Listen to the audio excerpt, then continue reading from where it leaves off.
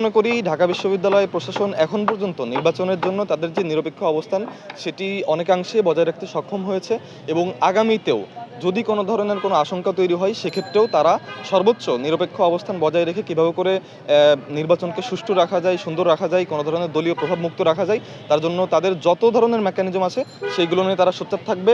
আর তারা কি করবে যদি আমি এটাই বলি, তারা যদি শিক্ষার্থীদের সাথে সম্পৃক্ত থাকে, শিক্ষার্থীদেরকে সাথে নিয়ে এই আসন্ন নির্বাচনকে শঙ্কামুক্ত বা হচ্ছে যে আপনার এরকম রাখতে চাই, সেক্ষেত্রে শিক্ষার্থী তাদেরকে সর্বোচ্চ সাপোর্ট দিবে এবং শিক্ষার্থীদের এই স্বতঃস্ফূর্ত সমর্থনে আশা করি আগামী ডাকসু নির্বাচন প্রশাসন একটি সুন্দর সুষ্ঠু ডাকসু নির্বাচন অনুষ্ঠিত করতে পারবে।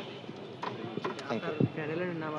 আমি সমন্বিত শিক্ষার্থী সংসদ, যেটি হচ্ছে আমাদের প্যানেলের নাম, জামালউদ্দিন মোহাম্মদ খালিদ ভাই, আপনারা চিনেন মাহিন সরকার ভাই এবং অ্যানি আপু আমাদের হচ্ছে প্যানেলের শীর্ষ নেতৃত্ব।